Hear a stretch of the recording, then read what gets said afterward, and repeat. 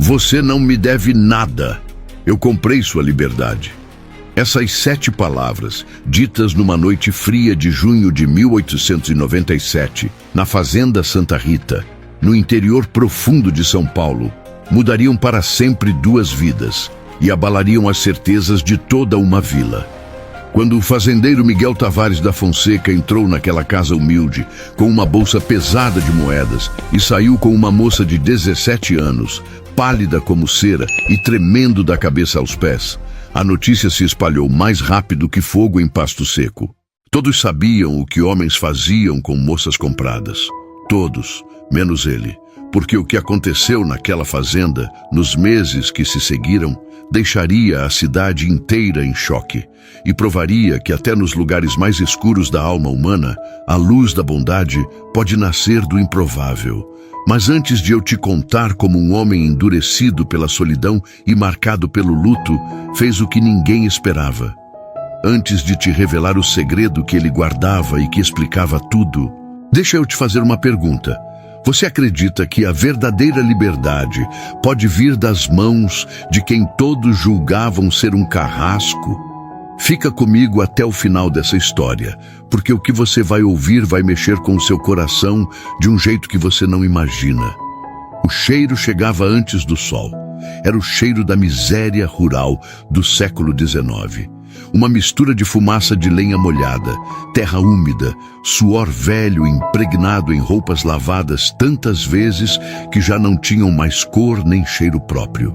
Era o cheiro da casa dos Vieira da Silva, encravada nos fundos da Fazenda São José, 3 léguas de Santa Cruz do Rio Pardo.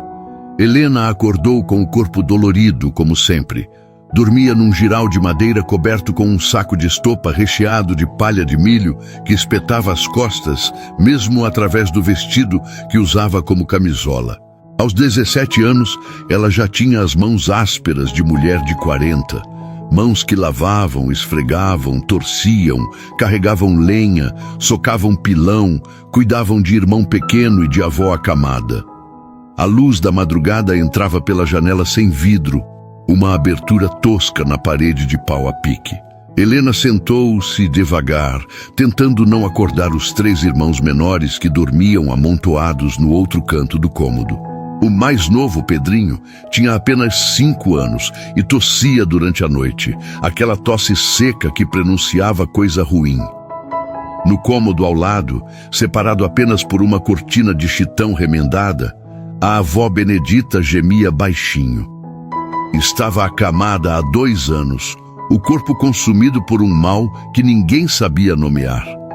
Pedia água, sempre água, e às vezes, quando a dor apertava demais, pedia pela morte.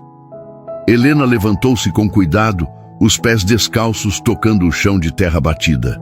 Frio. Tudo era frio naquela casa, frio e úmido, mesmo no meio do outono paulista. As paredes de pau a pique tinham buracos por onde o vento entrava assobiando e o teto de sapé pingava quando chovia forte, enchendo o chão de poças lamacentas. Na cozinha minúscula, sua mãe, Dona Alzira, já estava acordada. Sempre estava. Helena não se lembrava da última vez que tinha visto a mãe dormir até tarde, ou descansar, ou sorrir de verdade. Alzira tinha 38 anos, mas parecia ter 60. Os cabelos, que um dia foram negros e fartos, agora eram ralos e grisalhos. As mãos, inchadas de tanto lavar roupa alheia na bica d'água, tremiam constantemente. "Bom dia, mãe." Alzira não respondeu. Mexia algo numa panela de barro sobre o fogão a lenha. Um caldo ralo de fubá com água, sem sal, sem gordura, sem nada que tornasse aquilo comida de verdade. Era o que havia. E mal dava para todos. Helena pegou o balde de lata amassado e saiu para buscar água no poço. O céu estava começando a clarear, tingido de rosa e laranja no horizonte. A fazenda acordava aos poucos. Galos cantavam, vacas mugiam à distância e já dava para ouvir o sino que chamava os colonos para o trabalho. Quando voltou com o balde pesado, quase caindo de tão cheio, viu o pai sentado na soleira da porta. Sebastião Vieira tinha 42 anos e estava quebrado. quebrado no corpo. A perna esquerda, mal curada depois de uma queda de cavalo, ficara torta e o fazia mancar, mas principalmente quebrado por dentro. Ele não olhava mais nos olhos de ninguém. Passava os dias sentado, remoendo a própria inutilidade, o peso de ter uma família que dependia dele e não conseguir prover nem o básico. Naquela manhã, porém, havia algo diferente no olhar dele. Algo que Helena não soube decifrar de imediato. Medo, vergonha, desespero. Helena, a voz dele saiu rouca, áspera. Vem cá. Ela pousou o balde e se aproximou devagar, o coração começando a bater mais rápido. Sabia, algo estava errado, ou pior, algo estava prestes a acontecer. Senta aqui, filha. Ela sentou-se ao lado do pai, no degrau de pedra que já estava gasto de tanto uso. O sol começava a esquentar, mas Helena sentia frio, um frio que vinha de dentro. Sebastião ficou calado por um longo tempo. Olhava para as próprias mãos calejadas, os dedos trêmulos. Finalmente respirou fundo. O seu Tertuliano veio aqui ontem à noite. Você já tinha dormido. Tertuliano. O capataz da fazenda, homem sério, de palavra dura mas justa. Sebastião trabalhara sob suas ordens durante 20 anos até o acidente. Ele trouxe uma proposta. Helena sentiu o ar faltar, sabia o que vinha a seguir. De alguma forma, no fundo da alma, sempre soubera que esse dia chegaria. Tem um fazendeiro, um homem de posses, da fazenda Santa Rita, Miguel Tavares da Fonseca. Você já deve ter ouvido falar dele. Helena tinha.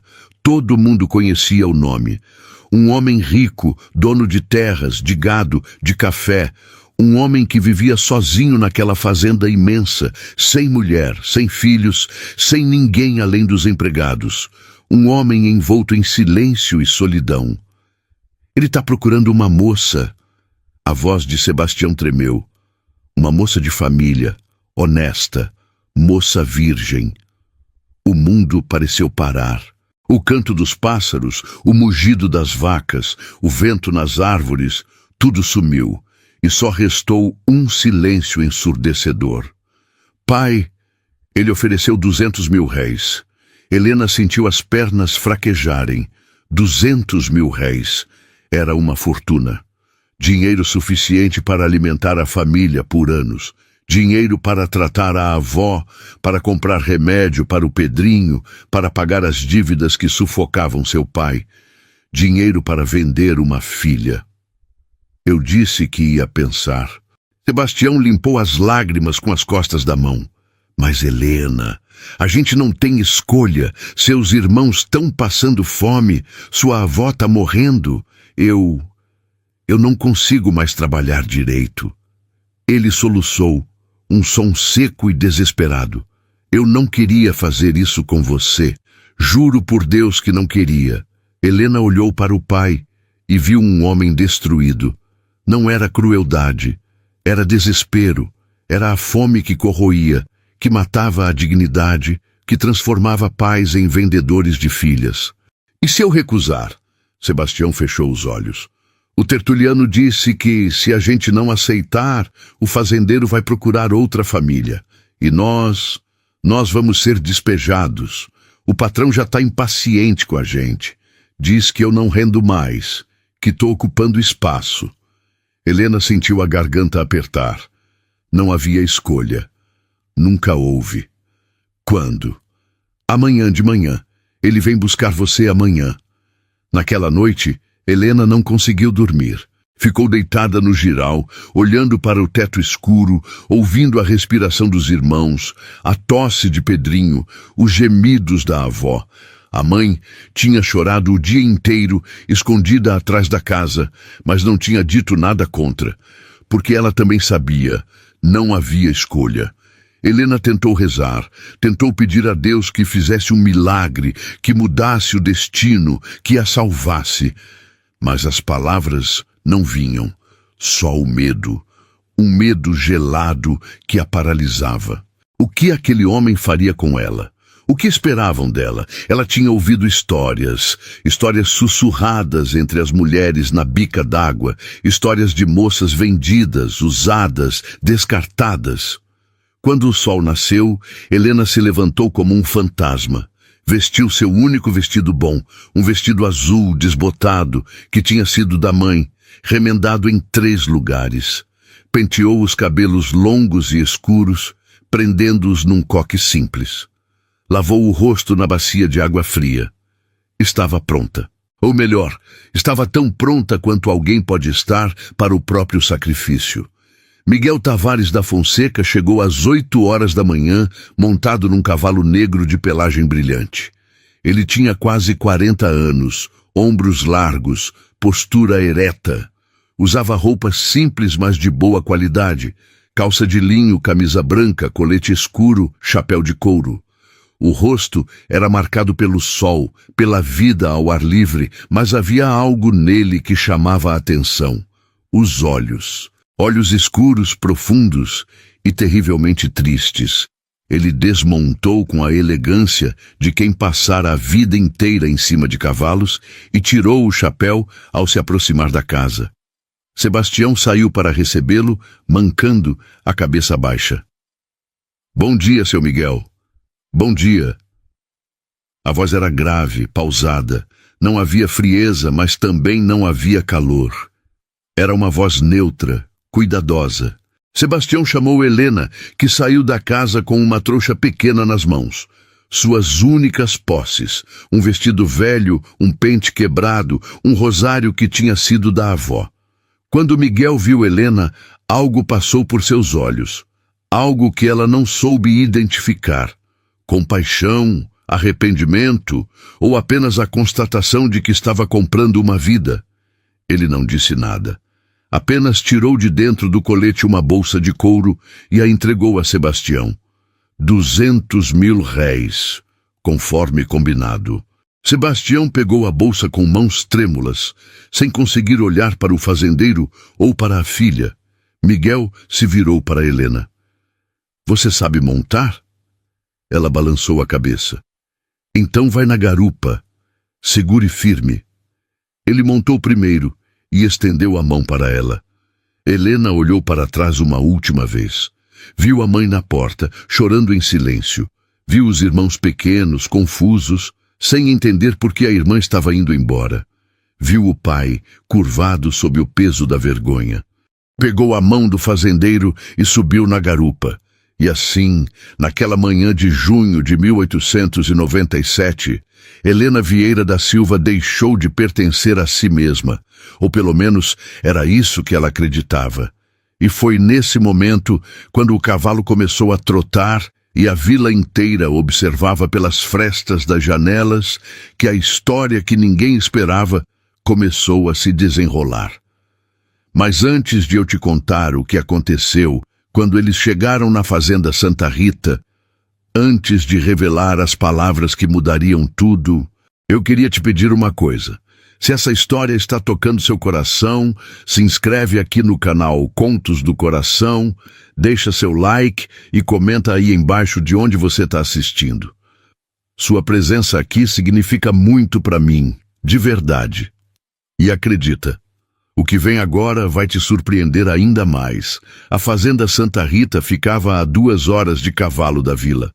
O caminho era bonito, ladeado por cafezais ondulantes, pastos verdes onde o gado pastava tranquilo, e ao fundo, a serra azulada que separava São Paulo do sul de Minas.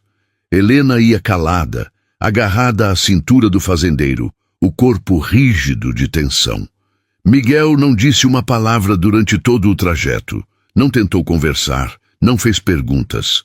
Apenas conduzia o cavalo com segurança, os olhos fixos no caminho à frente. Quando a sede da fazenda surgiu no horizonte, Helena prendeu a respiração. Era uma construção grande, sólida, de paredes caiadas e telhas vermelhas. Não era uma mansão. Não tinha os luxos das grandes fazendas de café do Vale do Paraíba, mas era imponente à sua maneira. Tinha varandas amplas, janelas grandes com vidros verdadeiros, um jardim na frente com roseiras e jabuticabeiras. Ao redor da casa principal, havia várias construções menores.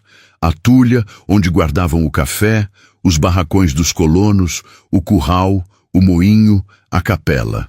A capela. Helena fixou os olhos nela. Uma construção simples, branca, com uma cruz de madeira no topo. Algo dentro dela se agarrou àquela imagem. Se havia uma capela, havia Deus. E se havia Deus, talvez houvesse esperança. Miguel guiou o cavalo até a frente da casa e desmontou. Estendeu a mão para ajudar Helena a descer. Ela aceitou, as pernas bambas, o coração disparado. Uma mulher idosa apareceu na varanda. Devia ter uns 60 anos, magra, de cabelos brancos presos num coque apertado, vestido preto e avental branco. Tinha um rosto severo, mas não cruel. Dona Jacira, Miguel chamou. Essa é Helena. A mulher desceu os degraus devagar, os olhos avaliando Helena da cabeça aos pés. Não era um olhar de julgamento, mas de análise. Como se estivesse tentando entender o que estava diante dela. Moça magra, ela murmurou, e pálida. Mas tem olhos bons. Miguel pegou a trouxa de Helena e a entregou para Dona Jacira. Leva ela para o quarto dos fundos, o que tem a cama de ferro e a janela para o pomar. Dá roupa limpa para ela, comida e deixa ela descansar. Dona Jacira assentiu e fez um gesto para Helena seguir. Mas antes que ela pudesse se mover, Miguel falou, a voz firme. Helena! Ela parou, o corpo tenso, e se virou lentamente para encará-lo. Ele estava parado ali, com o chapéu na mão, o rosto cansado, mas sério. Então ele disse as palavras que ela jamais esqueceria. Você não me deve nada. Eu comprei sua liberdade, não sua vida. Helena piscou, confusa. Não entendera. Eu sei o que estão dizendo na vila. Miguel continuou, a voz baixa, mas clara. Sei o que pensam de mim, mas eu não te trouxe aqui para te usar. Te trouxe para te dar uma chance que eu gostaria que alguém tivesse dado para outra pessoa há muito tempo. Ele colocou o chapéu de volta na cabeça. Você é livre. Pode ficar, pode ir embora. A escolha é sua. Mas se ficar, vai ter teto, comida, respeito, e ninguém, nunca, vai te tocar sem sua permissão. Isso eu te prometo. Helena ficou sem palavras, literalmente sem palavras. O que aquele homem estava dizendo não fazia sentido. Homens não compravam moças para libertá-las. Não faziam isso. Era contrário a tudo que ela conhecia, a tudo que o mundo lhe ensinara. Por quê? Ela conseguiu sussurrar. O porquê o senhor faria isso? Miguel ficou em silêncio por um longo momento. Então, com a voz carregada de uma tristeza antiga, respondeu. Porque alguém precisava. E sem dizer mais nada, ele se virou e caminhou em direção aos estábulos, deixando Helena ali, no meio do terreiro, com o mundo inteiro desmoronando e se reconstruindo ao mesmo tempo. O quarto era pequeno, mas limpo. Tinha uma cama de ferro com um colchão de verdade, não um jiral, não um saco de palha, mas um colchão de espuma coberto com lençóis brancos cheirando a sabão e sol. Havia uma cômoda de madeira escura, um espelho pequeno e manchado na parede, uma cadeira de palhinha e uma janela que dava para um pomar de jabuticabas e goiabeiras. Helena sentou-se na cama com cuidado, quase com medo de sujá-la. Dona Jacira tinha deixado ali um vestido novo, um vestido simples, de algodão azul claro, mas novo, sem remendos, sem rasgos. Havia também um par de botinas de couro, quase sem uso. Ela tocou o vestido com a ponta dos dedos, como se fosse algo sagrado. Dona Jacira voltou mais tarde com uma bacia de água quente, sabão e toalhas limpas. Toma um banho e veste a roupa nova. Ela disse sem muita cerimônia. Depois vem na cozinha comer alguma coisa. Deve estar com fome. Dona Jacira. Helena hesitou. O que o senhor espera de mim? A mulher idosa parou na porta e se virou. Pela primeira vez, algo parecido com gentileza apareceu em seu rosto. Ele não espera nada, menina. E é justamente isso que está deixando a vila inteira de boca aberta. Nos dias que se seguiram, Helena viveu num estado de confusão permanente. Ela acordava de manhã esperando ser chamada, esperando ordens, esperando algo, mas nada acontecia. Miguel saía cedo para o trabalho na fazenda, supervisionar os colonos, cuidar do gado, resolver problemas. Voltava ao entardecer, sujo de terra, cansado, e jantava sozinho na sala de jantar. Nunca a chamava. Nunca pedia sua presença, nunca sequer a procurava. Era como se ela não existisse, e isso, de forma estranha, era ao mesmo tempo um alívio e uma tortura. Helena passava os dias no quarto ou sentada na varanda dos fundos, olhando o pomar. Dona Jacira lhe trazia comida 3 vezes ao dia, comida de verdade, arroz, feijão, carne, legumes, às vezes até doce de leite, comida que ela não via há anos. Por que ele fez isso? Helena perguntou certa tarde, enquanto ajudava Dona Jacira a descascar batatas na cozinha. Não conseguia ficar parada. Precisava fazer algo, ser útil. A velha empregada ficou calada por um tempo, as mãos hábeis trabalhando. Você conhece a história dele? Helena balançou a cabeça. Dona Jacira suspirou. Miguel era casado. Faz uns 5 anos, a esposa dele se chamava Laura. Moça bonita, de família boa, de Campinas. Casaram por amor, coisa rara naquele tempo. Ele era louco por ela. Helena sentiu o peito apertar. Havia algo nessa história que doía só de ouvir. Laura ficou grávida logo no 1º ano. Miguel estava radiante. Reformou a casa inteira, preparou um quarto para o bebê. Dona Jacira parou de descascar, os olhos fixos em algum ponto distante. Mas o parto foi difícil, muito difícil. O bebê nasceu morto e Laura não resistiu. Morreu 3 dias depois de febre. Helena sentiu as lágrimas queimarem nos olhos. Miguel nunca mais foi o mesmo. Fechou-se, mandou trancar o quarto onde ela morreu e nunca mais entrou lá. Passou a viver só pro trabalho. Não vai em festas, não vai na igreja, não fala com ninguém além do necessário. Dona Jacira olhou para Helena. Até que, há uns 3 meses, ele me chamou e disse que ia fazer uma coisa. Disse que ia buscar uma moça. Eu achei que ele estava maluco, mas aí ele explicou. Explicou o quê? Disse que Laura tinha uma prima, uma moça pobre, que foi vendida pela família para um homem rico lá de Sorocaba.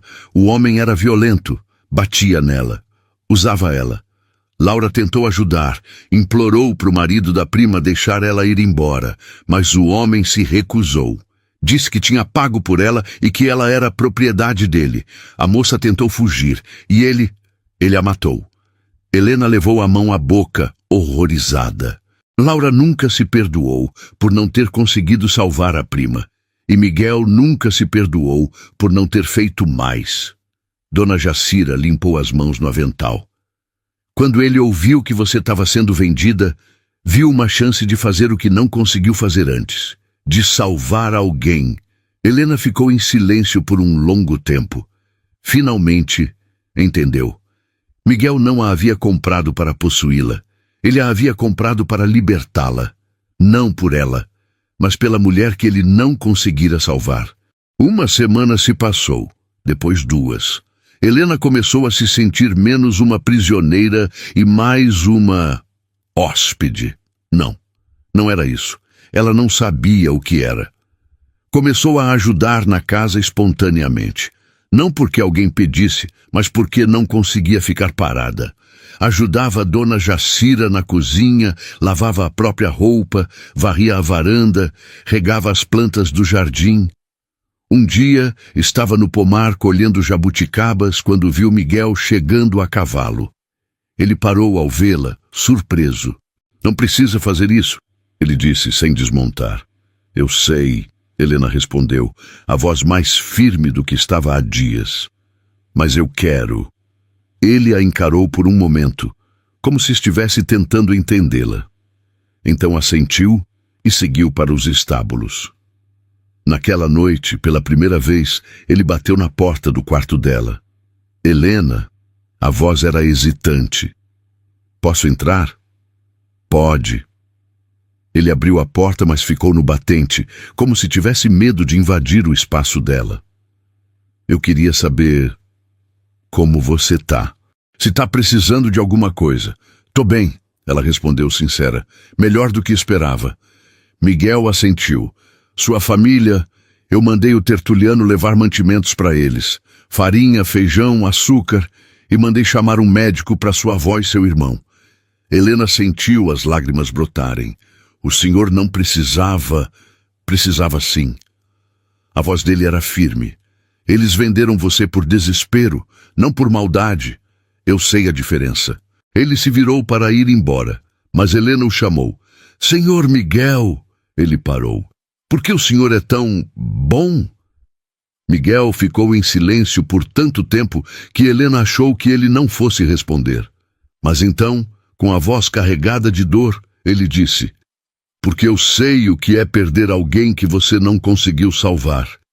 E eu não quero carregar mais esse peso. E saiu, deixando Helena sozinha com o coração apertado e algo novo nascendo dentro dela. Algo que ela não sabia nomear ainda. Gratidão? Admiração? Ou seria algo mais? Os dias foram passando e virando semanas. Semanas virando meses. Helena se sentia cada vez mais à vontade na fazenda. Não era mais uma estranha. Não era mais uma prisioneira. Era parte daquilo. Ela começou a cuidar da horta, plantando verduras e temperos. Aprendeu a fazer pão com Dona Jacira e a fazer queijo com o leite das vacas. Aprendeu a costurar direito e reformou cortinas velhas, fez toalhas de mesa novas. Miguel observava tudo de longe, sempre respeitoso, sempre cuidadoso, para não invadir o espaço dela. Mas Helena notava o jeito como ele olhava quando ela cantava enquanto trabalhava. Notava o meio sorriso que escapava quando ela fazia alguma piada com Dona Jacira. Um dia, Helena ousou mais. Era início de tarde e Miguel estava no curral, consertando uma cerca quebrada. Ela se aproximou com um jarro de limonada fresca. Trouxe para o senhor. Tá calor. Ele aceitou, surpreso, e bebeu com gosto. Obrigado. Helena ficou ali observando-o trabalhar. E então, reunindo coragem, perguntou: posso ajudar? Miguel ergueu os olhos incrédulo. Ajudar? É, quero aprender a fazer as coisas da fazenda. Ele hesitou. Não é trabalho para moça. Nem era trabalho de moça lavar roupa na bica até os dedos sangrarem, mas eu fazia. Helena cruzou os braços. Eu não tenho medo de trabalho pesado, seu Miguel. Tenho medo de ser inútil. Algo mudou nos olhos dele. Uma luz, um respeito novo. Tá bom, vem cá, vou te ensinar. E foi assim que Helena começou a aprender sobre a fazenda. Aprendeu a ordenhar vacas, a cuidar dos cavalos, a plantar café. Aprendeu a ler os sinais do tempo, a entender os ciclos da terra. E com cada dia que passava, ela ia se transformando. Não era mais a moça frágil e apavorada que chegara ali meses atrás. Era alguém mais forte, mais segura, mais inteira. Mas a vila não perdoava. As fofocas corriam soltas. Diziam que Helena era amante do fazendeiro. Diziam que era bruxa, que tinha enfeitiçado o homem. Diziam que ela era descarada, vivendo na casa de um homem solteiro sem ser casada. Um dia, Helena precisou ir à vila buscar linha para a costura. Dona Jacira tinha ficado em casa com uma dor nas costas e Miguel estava no pasto longe. Ela entrou no armazém do seu Antônio e sentiu o silêncio cair como uma pedra. As mulheres que estavam lá dentro pararam de falar e a encararam com olhos duros. Bom dia, Helena cumprimentou, tentando manter a voz firme. Ninguém respondeu. Ela comprou o que precisava e estava saindo quando ouviu a voz afiada de Dona Genoveva, a fofoqueira oficial da vila. Sem vergonha, vivendo em pecado com aquele homem. Helena parou, respirou fundo e se virou. A senhora não sabe de nada sobre mim. Sei sim, Dona Genoveva retrucou, venenosa. Sei que seu pai te vendeu e que você está fazendo o papel de esposa sem ser casada, vivendo em pecado mortal. Helena sentiu o sangue ferver. Por semanas tinha guardado silêncio, abaixado a cabeça, engolido as fofocas. Mas algo dentro dela tinha mudado. Não era mais a moça assustada de meses atrás. A senhora quer saber a verdade, Dona Genoveva? Helena deu um passo à frente, a voz firme. Seu Miguel me salvou. Salvou minha família da fome. Pagou médico para o meu irmão e para minha avó. E nunca encostou um dedo em mim sem meu consentimento. Ele me deu um quarto próprio, comida, respeito, coisa que muita mulher casada que eu conheço não tem. O silêncio no armazém ficou ainda mais denso. Então, antes de julgar, antes de espalhar veneno com essa língua, pensa no seguinte: quantos maridos nessa vila tratam as esposas com a metade da dignidade que esse homem me trata? Quantos? Dona Genoveva ficou vermelha, a boca abrindo e fechando sem som. Helena pegou seu embrulho e saiu de cabeça erguida, o coração batendo forte, mas algo brilhando dentro dela. Orgulho. Pela primeira vez em sua vida, orgulho de si mesma. Quando chegou em casa, porque agora era isso que ela chamava a fazenda, casa, encontrou Miguel na varanda. Pelo jeito como ele a olhou, percebeu que já sabia do confronto. Notícias corriam rápido. Não precisava ter feito isso, ele disse preocupado. Agora vão falar mais ainda. Deixa falarem. Helena subiu os degraus da varanda. Eu não tenho mais medo do que pensam de mim. Eu sei quem eu sou e sei quem o Senhor é. Miguel a encarou por um longo momento. Havia algo diferente nos olhos dele, algo que Helena não conseguia nomear, mas que fazia seu coração acelerar. Helena, a voz dele saiu mais baixa, quase hesitante. Você não se arrepende de ter ficado? Ela poderia ter mentido, poderia ter dado uma resposta educada, segura, mas algo dentro dela cansou de ter medo. Não, nem um dia. Mesmo com tudo que falam, principalmente por isso. Helena se aproximou dele, porque se as pessoas tivessem razão, se o senhor fosse o homem que elas imaginam, eu teria motivos para ter medo. Mas elas estão erradas, e eu sei disso melhor do que ninguém. Miguel desviou o olhar, como se tivesse vergonha de algo. Eu não sou um homem bom, Helena. Não me faça de santo. Eu só tentei fazer o que era certo. Então o senhor é melhor do que pensa. Ela sorriu de leve. Porque homens realmente bons raramente se acham bons. Naquela noite algo mudou entre eles. Não foi dito, não foi planejado, mas estava lá, como uma semente que começava a brotar em terra boa. O inverno chegou cedo naquele ano de 1897. Geadas cobriam os cafezais de madrugada e o vento sul cortava como faca. Helena estava na cozinha quando ouviu o barulho, um estrondo, seguido de um gemido de dor. Correu para fora e encontrou Miguel caído próximo ao curral, o rosto contraído de dor, segurando a perna direita. Seu Miguel! Ela se ajoelhou ao lado dele. Dona Jacira apareceu logo atrás, arquejante. O cavalo assustou, Miguel disse entre dentes. Caí mal, acho que torci o tornozelo. Juntas, as duas mulheres conseguiram levá-lo para dentro de casa. Era a primeira vez que Helena entrava no quarto dele. Um cômodo espartano com uma cama grande, uma cômoda e nada mais. Nenhum enfeite, nenhuma foto, nada que revelasse o homem que morava ali, exceto por uma porta trancada no fundo do corredor. A porta que Dona Jacira havia mencionado. O quarto de Laura. Helena ajudou Miguel a se deitar e foi buscar compressas frias. O tornozelo estava inchado, roxo, não estava quebrado, mas o machucado era sério.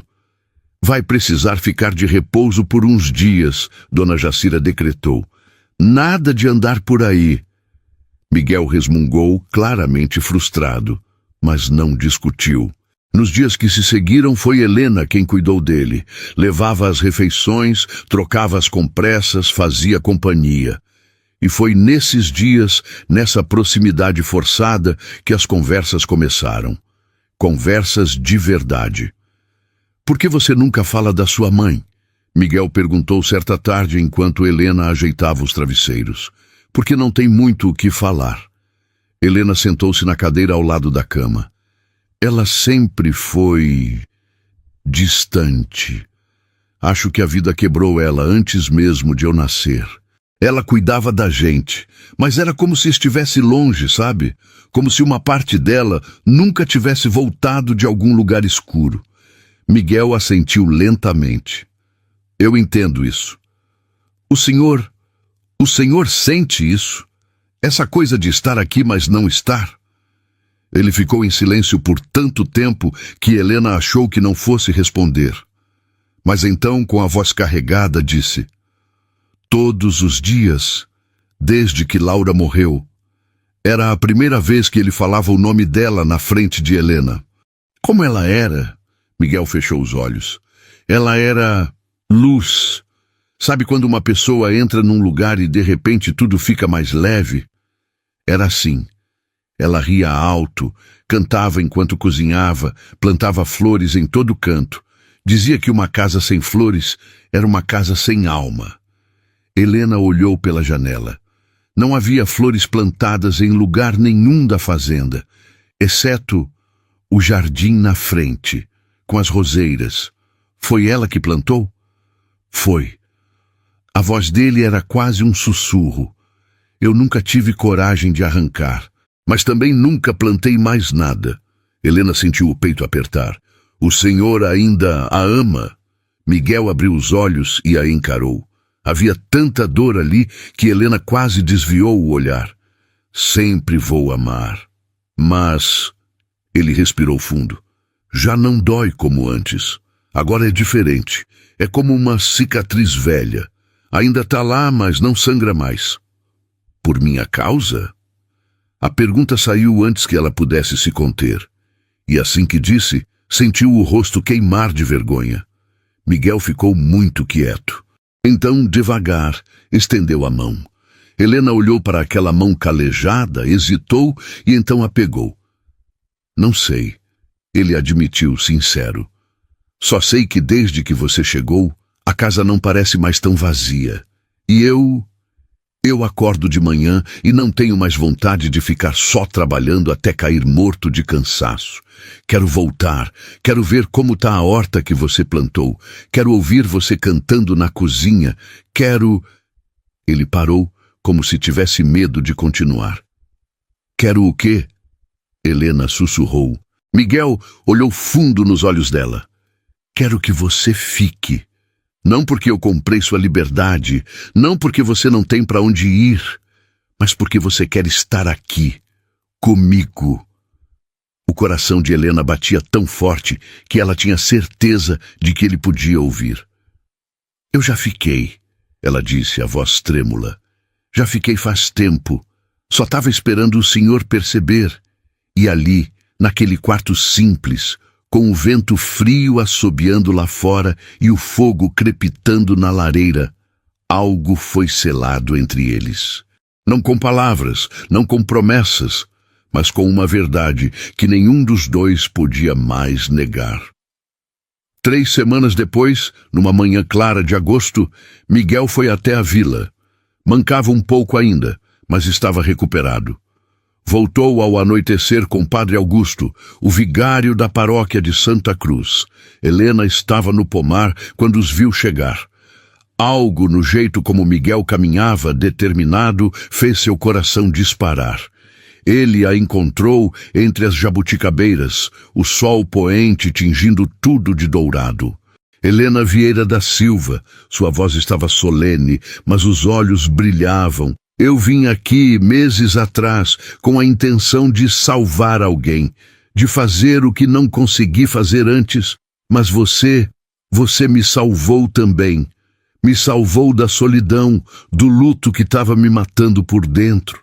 Me ensinou que é possível recomeçar mesmo quando achamos que tudo acabou. Ele se ajoelhou ali mesmo, no meio do pomar, e pegou a mão dela. Eu não tenho anel, não preparei discurso bonito, mas tenho isso, um coração que aprendeu a bater de novo e uma vida que eu quero dividir com você, não como dono, não como salvador, mas como homem que te ama, que te respeita, que te escolhe todos os dias. Casa comigo? Helena estava chorando, as lágrimas correndo livres pelo rosto e pela primeira vez na vida eram lágrimas de felicidade pura. Sim, 1000 vezes sim. O casamento foi simples, realizado na capela da fazenda numa manhã de setembro. Não houve grande festa, não houve convidados da vila, apenas Dona Jacira, alguns colonos de confiança e, para surpresa e alegria de Helena, sua família. Miguel tinha mandado buscá-los. Sebastião chegou mancando, mas com a cabeça erguida, os olhos vermelhos. Alzira chorou antes mesmo de entrar na capela. Os irmãos de Helena, maiores e mais saudáveis do que ela os vira pela última vez, olhavam tudo com espanto. E a avó Benedita, milagrosamente, estava viva. Frágil, numa cadeira de rodas que Miguel havia mandado fazer especialmente, mas viva e lúcida. Antes da cerimônia, Sebastião se aproximou de Miguel. Os dois homens ficaram frente a frente, o pai que havia vendido a filha e o homem que a havia comprado. Eu não... Sebastião começou, a voz falhando. Eu não tenho palavras para agradecer, e nem palavras para pedir perdão pelo que fiz. Miguel colocou a mão no ombro do homem mais velho. Você fez o que tinha que fazer para manter sua família viva. Não há nada a perdoar. E quanto ao agradecimento, ele sorriu de leve. É eu quem agradeço. Porque sem aquele dia, eu nunca teria encontrado Helena. Sebastião abraçou o genro com força, soluçando, e Helena, que observava de longe, sentiu uma paz profunda. As feridas estavam cicatrizando, não apagadas, nunca apagadas, mas curadas. Padre Augusto conduziu a cerimônia com voz firme e bondosa. Quando Miguel e Helena trocaram os votos, não havia dúvida nos olhos de nenhum dos dois. Eu, Miguel Tavares da Fonseca, te recebo, Helena, como minha esposa. Prometo te amar, te respeitar e te honrar todos os dias da minha vida. Prometo ser o lar que você escolhe voltar, não porque precisa, mas porque quer. Eu, Helena Vieira da Silva, te recebo, Miguel, como meu marido. Prometo te amar com o amor que nasce da escolha, não da obrigação. Prometo ser a luz na tua casa, como você foi a luz no meu caminho. Quando se beijaram, Helena sentiu que finalmente estava em casa. 5 anos depois, 1902, a fazenda Santa Rita tinha mudado. O jardim, que antes tinha apenas as roseiras de Laura, agora explodia em cores. Helena havia plantado girassóis, jasmins, cravos, margaridas. Havia uma horta enorme com verduras, temperos e ervas medicinais. Havia galinhas ciscando no terreiro e na varanda um balanço de madeira que Miguel havia feito com as próprias mãos. E havia algo mais, o som de risadas infantis. Pedro tinha 3 anos, olhos escuros como o pai e o riso fácil da mãe. Laura, sim, Laura, porque Helena havia insistido em honrar a memória da primeira esposa de Miguel. Tinha apenas 8 meses, gordinha e saudável, sempre agarrada ao colo da mãe. Helena estava no pomar, Pedro ajudando a colher jabuticabas, quando viu a carruagem subindo o caminho. Não era comum receberem visitas. Miguel saiu de casa, intrigado, e juntos esperaram. Da carruagem desceu uma mulher jovem, de 20 e poucos anos, acompanhada de um homem. Ela olhou para a fazenda com os olhos brilhando. Com licença, ela disse a voz trêmula. Eu ouvi falar do senhor Miguel Tavares. Ouvi dizer que o senhor compra moças, para libertar elas. Miguel e Helena trocaram um olhar. Meu nome é Antônia. Meu pai está querendo me vender para um homem velho, um fazendeiro de Avaré. Eu não tenho dinheiro, não tenho nada. Mas ouvi dizer que aqui, nessa fazenda, existe um lugar onde moças como eu podem recomeçar. Helena se aproximou, segurando a mão de Pedro. Existe sim, ela disse, sorrindo através das lágrimas que começavam a se formar. Existe sim. Antônia não foi a única. Nos anos que se seguiram, outras vieram. Algumas ficavam apenas o tempo suficiente para se recuperar, para aprender um ofício, para reunir forças. Outras se casavam com colonos da fazenda ou da região, casamentos escolhidos por elas, não arranjados. Outras permaneciam, ajudando a cuidar da casa, das crianças, da horta cada vez maior. A Fazenda Santa Rita se tornou conhecida como a Fazenda das Mulheres Livres. A vila que antes julgava e condenava, agora olhava com respeito, ainda que a contragosto. Porque era impossível negar. O que Miguel e Helena faziam era bom, era certo, era santo. Dona Genoveva nunca pediu desculpas, mas certa vez, quando sua própria neta estava sendo forçada a um casamento indesejado, foi até a Fazenda Santa Rita, de cabeça baixa, e pediu ajuda. Helena a recebeu sem rancor, porque havia aprendido que a redenção não é só para quem erra, é também para quem perdoa. 15 anos depois, 1912, Helena estava na varanda, os cabelos já com alguns fios brancos, bordando um enxoval. Tinha 42 anos e a vida havia sido generosa. 4 filhos, Pedro, Laura, João e a caçula, Benedita. Uma casa cheia de amor, trabalho e propósito. Miguel se aproximou, mais grisalho, mas ainda forte, e sentou-se ao seu lado. Sabe o que eu estava pensando? Ele disse, pegando a mão dela. No quê? Naquele dia, quando eu fui te buscar. Lembro de olhar para você tão pequena, tão assustada, e pensar, será que vou conseguir? Será que vou conseguir fazer certo dessa vez? Helena entrelaçou os dedos nos dele. E conseguiu? Miguel sorriu, aquele sorriso que agora vinha fácil, que iluminava o rosto inteiro. Consegui, mas não porque eu te salvei, porque você me deixou te amar, porque você escolheu ficar. Não, Helena corrigiu suave. Eu escolhi você, e foi a melhor escolha da minha vida. Eles ficaram ali, em silêncio, enquanto o sol se punha sobre os cafezais e os filhos brincavam no terreiro. E Helena pensou em tudo o que tinha acontecido. Na menina que foi vendida. No homem que comprou liberdade em vez de escravidão. No amor que nasceu não do desespero, mas da bondade. E pensou que talvez, só talvez, algumas histórias realmente tenham um final feliz.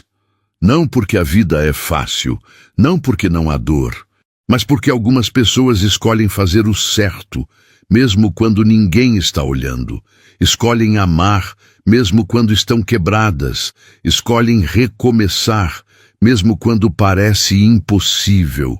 E essas escolhas, essas pequenas e grandes escolhas, são o que transforma um preço pago em ouro em uma dignidade que não tem preço. O primeiro ano de casamento trouxe desafios que nenhum dos dois havia previsto. Não eram desafios do coração. Esse estava firme, sólido como pedra de alicerce. Eram desafios do mundo que insistia em não aceitar o que não compreendia. A seca chegou forte naquele outubro. Os cafezais sofriam, as folhas amarelavam antes do tempo e os colonos olhavam para o céu sem nuvens com desespero crescente. Miguel passava os dias cavalgando pela fazenda, tentando salvar o que podia, organizando turnos para regar as plantas mais jovens, negociando prazos com fornecedores. Foi Helena quem teve a ideia. E se a gente abrir o Poço Grande, ela sugeriu uma noite enquanto jantavam.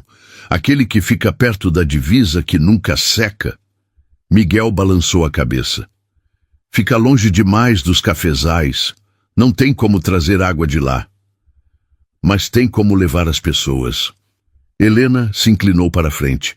As famílias dos colonos estão sofrendo mais que os cafezais. As crianças estão bebendo água suja das poças. Vi 3 com febre ontem. Se a gente abrir o poço para todo mundo usar, pelo menos garante água limpa para beber, para cozinhar. Miguel ficou em silêncio considerando.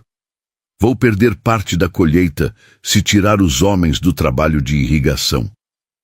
Mas não vai perder nenhuma criança. Ele olhou para a esposa e, naquele momento, apaixonou-se por ela de novo. Pela 1000ª vez. Você tem razão. Vamos fazer isso. A notícia de que o fazendeiro estava abrindo o poço para uso comum se espalhou como rastilho de pólvora.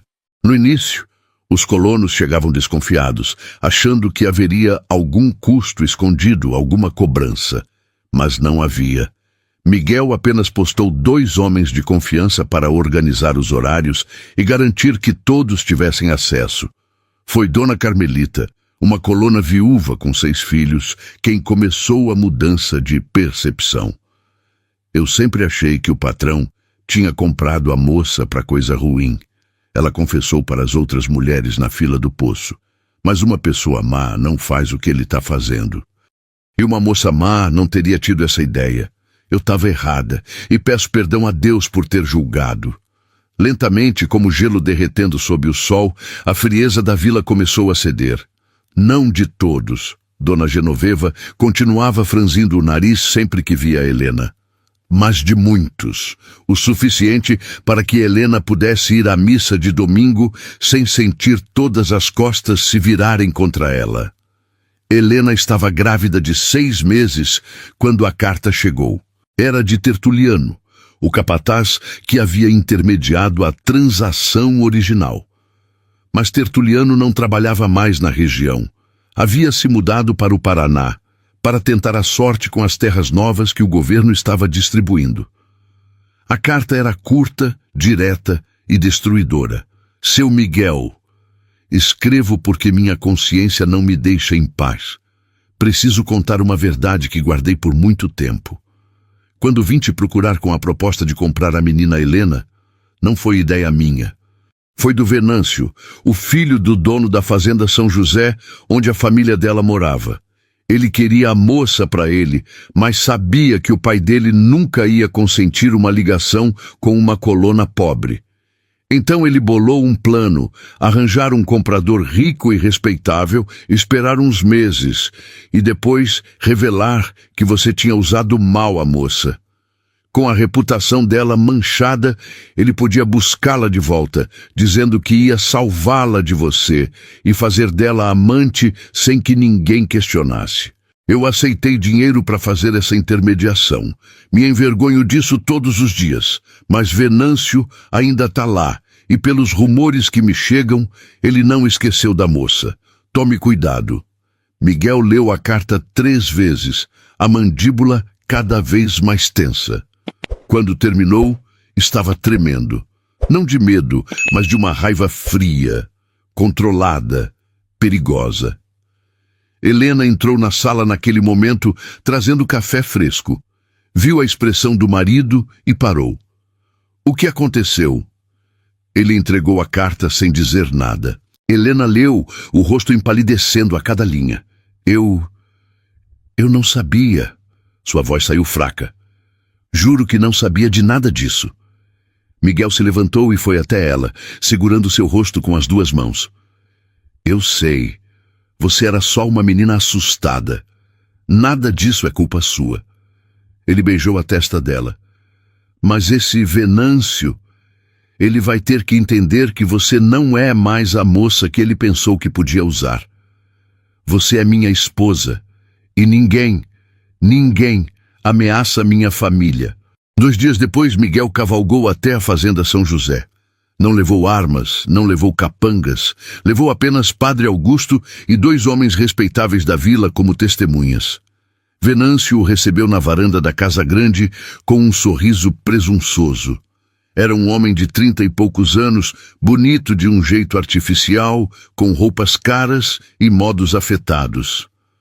Seu Miguel, que surpresa! Veio me vender café? Vim te dar um aviso. A voz de Miguel era baixa, mas tinha a força de um trovão distante. Soube por fonte confiável que você teve participação na venda de Helena Vieira e que tinha planos para ela. O sorriso de Venâncio vacilou. Não sei do que está falando. Não minta. Miguel deu um passo à frente. Eu tenho a carta, tenho o testemunho do Tertuliano e tenho aqui, ele apontou para Padre Augusto e os outros homens, testemunhas de que vim aqui em paz, apenas para deixar claro o seguinte: Helena é minha esposa legítima, perante Deus e perante a lei.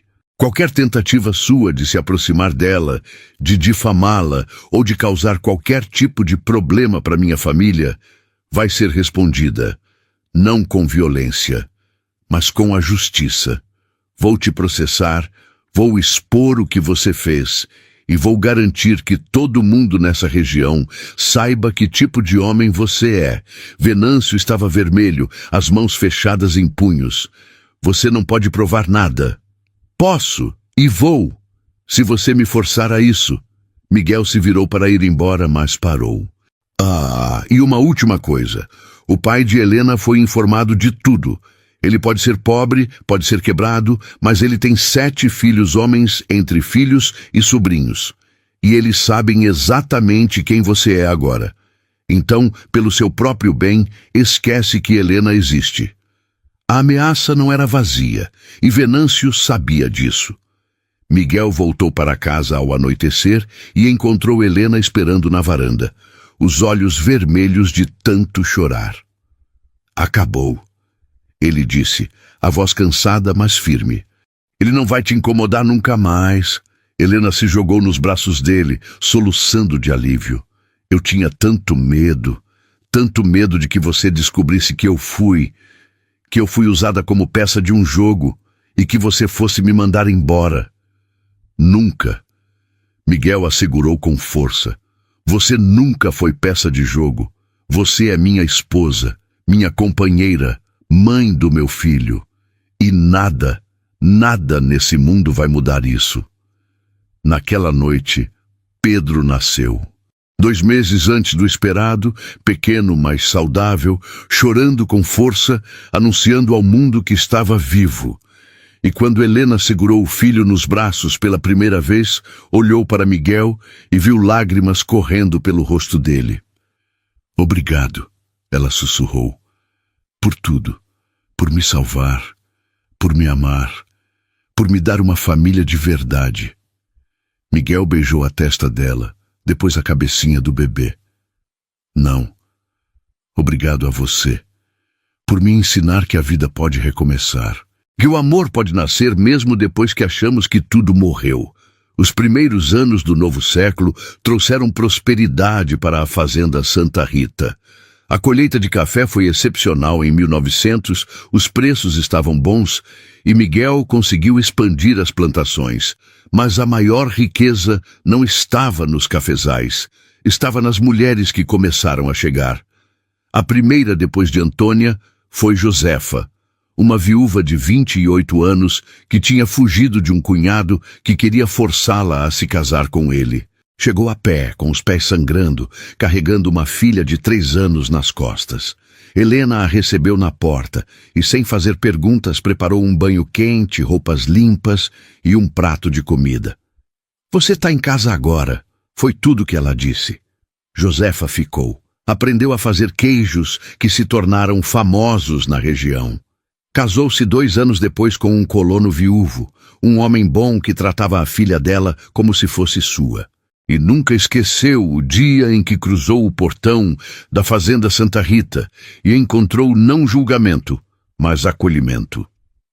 Depois veio Rita, 16 anos, fugindo de um casamento arranjado com um homem 3 vezes mais velho. Depois, Margarida, que tinha sido espancada pelo patrão da fazenda onde trabalhava. Depois, Conceição, Marta, Isabel. A casa foi ficando pequena. Miguel construiu 2 casas menores nos fundos, simples mas confortáveis. Construiu uma escola pequena, onde Helena ensinava as mulheres e as crianças a ler e escrever. Construiu uma capela maior, porque Padre Augusto agora vinha toda semana celebrar missa. E a fazenda Santa Rita virou lenda, mas nem tudo eram flores. Havia fazendeiros que viam aquilo como uma afronta. Como é que fica se as mulheres começarem a achar que podem escolher? Diziam nos bares da vila. Esse Miguel Tavares tá virando a ordem das coisas de cabeça para baixo. Houve ameaças. Houve tentativas de intimidação. Uma noite alguém ateou fogo em um dos galpões vazios. Miguel não recuou. Contratou mais capangas, não para atacar, mas para proteger. E deixou claro: qualquer homem que cruzasse os limites da fazenda com más intenções não sairia vivo. Helena teve medo. Medo pelo marido, pelos filhos, pelas mulheres que dependiam deles. Mas Miguel a tranquilizava todas as noites. O que a gente está fazendo é certo. E quem faz o certo nunca está sozinho. Deus está do nosso lado. E parecia que estava mesmo, porque misteriosamente as ameaças começaram a diminuir. Os padres da região começaram a pregar sobre a caridade de Miguel e Helena. Outras fazendas, vendo a lealdade e a produtividade dos colonos da Santa Rita, começaram a tratar melhor suas próprias mulheres. A mudança era lenta, quase imperceptível, mas estava acontecendo. Pedro tinha 12 anos e era o orgulho do pai. Inteligente, trabalhador, mas acima de tudo, bondoso.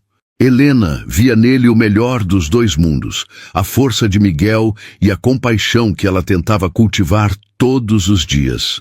Laura, com 8 anos, era exatamente como a tia que nunca conhecera, cheia de luz, rindo à toa, plantando flores em todo canto. João, com 6, era o mais travesso, sempre aprontando. E Benedita, a caçula de 4 anos, era a menina dos olhos de todos, mimada por irmãos, pais e todas as tias que viviam na fazenda. Foi Pedro quem fez a pergunta que mudaria tudo. Mãe, por que aquelas moças moram aqui? Helena estava na cozinha preparando doce de leite. Pedro estava sentado na mesa, fazendo lição. Porque elas precisavam de um lugar seguro. Helena respondeu, sem parar de mexer a panela. Mas por que precisavam? Elas não têm família? Helena pousou a colher e se sentou ao lado do filho. Algumas têm, mas nem sempre família é lugar seguro, meu filho. Às vezes, as pessoas que deviam proteger a gente são as que mais machucam. E quando isso acontece, a gente precisa de outras pessoas, pessoas boas para ajudar. Pedro ficou pensativo. Foi isso que aconteceu com a senhora? Helena sentiu o coração apertar. Sabia que um dia essa conversa viria. Apenas não esperava que fosse tão cedo. Foi. Meu pai me vendeu porque estava desesperado, não porque era mau, mas porque não via outra saída. E seu pai me comprou, mas não para me usar, para me libertar. E a senhora ficou brava com o vovô Sebastião? Fiquei. Por um tempo. Helena acariciou o cabelo do filho. Mas depois eu entendi que a vida às vezes obriga as pessoas a fazerem coisas que elas não querem. E eu aprendi a perdoar, porque guardar raiva só machuca a gente mesmo. Pedro assentiu lentamente. Eu quero ser que nem meu pai quando crescer. Quero ajudar as pessoas. Helena sentiu os olhos arderem de lágrimas. Você já é, meu filho. Você já é. Naquela noite, quando contou a conversa para Miguel, ele ficou em silêncio por um longo tempo. Depois, puxou Helena para perto. A gente vai morrer um dia. Mas isso aqui, ele apontou para a fazenda, para as luzes das casas, onde as mulheres e suas famílias dormiam em paz. Isso vai continuar. Através do Pedro, da Laura, de todos eles, a gente não está só salvando pessoas, a gente está plantando sementes, e essas sementes vão dar frutos que a gente nem vai ver. E ele estava certo. A Grande Guerra tinha acabado há pouco, e o mundo ainda se recuperava. O Brasil não tinha sido tão afetado quanto a Europa, mas as ondas de mudança chegavam mesmo nas cidades pequenas do interior paulista. Foi numa tarde de março que Helena viu a mulher descendo da charrete na frente da casa. Era uma mulher de uns 50 anos, bem vestida, com um chapéu elegante e uma postura confiante. Demorou alguns segundos para Helena reconhecer. Alzira. A mãe de Helena estava irreconhecível. Não era mais a mulher curvada, grisalha e exausta de 20 anos atrás. Tinha ganho peso, o rosto tinha cor, os olhos brilhavam. Helena, minha filha! Elas se abraçaram no meio do terreiro, chorando, enquanto Miguel observava da varanda com um sorriso discreto. Mais tarde, na sala, tomando café, Alzira contou a história. Depois que você saiu, as coisas melhoraram. O dinheiro que seu marido deu para o seu pai foi bem usado. Tratamos a avó Benedita. Ela viveu mais 5 anos tranquila. Tratamos o Pedrinho. Ele está forte, casado, com 3 filhos. Seu pai conseguiu um trabalho melhor, com a perna tratada. E eu, Alzira sorriu timidamente. Eu comecei a vender quitandas na feira. Descobri que sou boa nisso. Hoje tenho um pequeno negócio. Não somos ricos, mas vivemos bem. Por que você nunca veio me ver?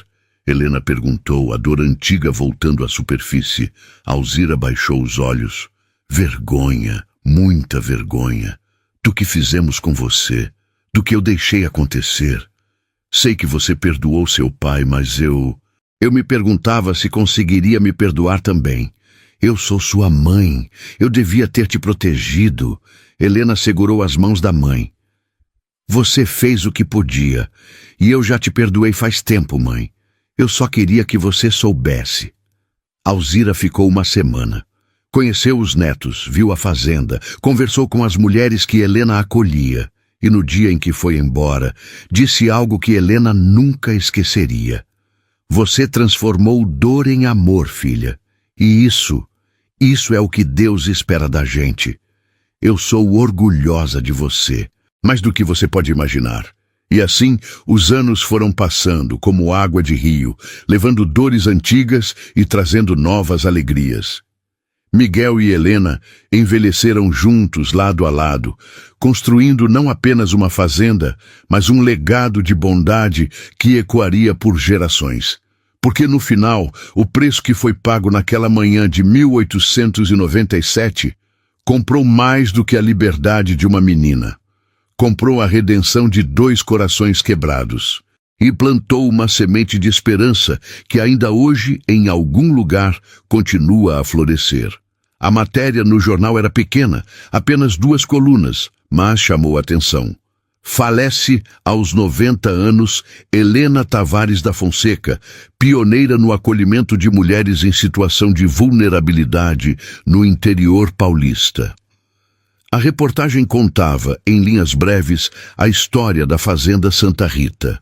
Como, no final do século XIX, um casal tinha começado um trabalho silencioso de resgate e acolhimento.